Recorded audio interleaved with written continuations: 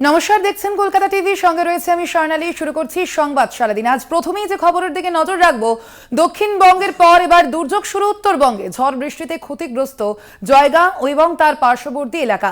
জলের স্রোতে ভেঙে গিয়েছে ডুয়ার্সগামী রাস্তা, সমস্যায় এলাকার মানুষ। এ বিষয়ে আরো বিস্তারিত জানবো। ফোন লাইনে রয়েছেন আমাদের প্রতিনিধি সৌম্যদীপ সেন। সৌম্যদীপ, এখনো পর্যন্ত কি পরিস্থিতি জয়গাঁ এবং তার পার্শ্ববর্তী এলাকার, কি জানা যাচ্ছে এখনো পর্যন্ত? দেখো, জয়গাঁগামী যে গোবরজ্যোতি সড়ক ব্রিজ রয়েছে, সেই ব্রিজের কিন্তু মাটি ধসে গিয়েছে, নিচ থেকে ফাটল ধরেছে বড়। ইতিমধ্যে কিন্তু সেখানে সেটা ভরাট করা কাজ চলছে। এছাড়াও কিন্তু জয়গাঁতে অনেকটাই ক্ষতি হয়েছে। কাল রাতেও কিন্তু জয়গাঁতে গাছ পড়ে যায়, মূল সড়কে যান চলাচল বন্ধ হয়ে যায়। এছাড়াও একটি গাড়ির উপর কিন্তু গাছ পড়ে, তবে এই ঘটনায় হতাহতের খবর নেই।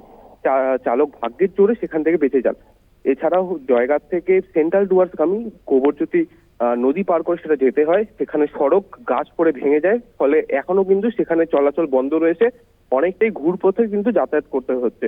এছাড়াও জয়গাঁ পার্শ্ববর্তী সেন্ট্রাল ডুয়ার্স চা বাগান রয়েছে, সেখানেও কিন্তু প্রায় 30টি গাছ পড়ে গিয়েছে বলে বাগান কর্তৃপক্ষ দাবি করছেন। পাশাপাশি সেখানে বিদ্যুৎ পরিষেবাও কিন্তু গত 1.5 দিন, প্রায় 2 দিন বন্ধ চলেছে, বন্ধ রয়েছে। প্রণালী।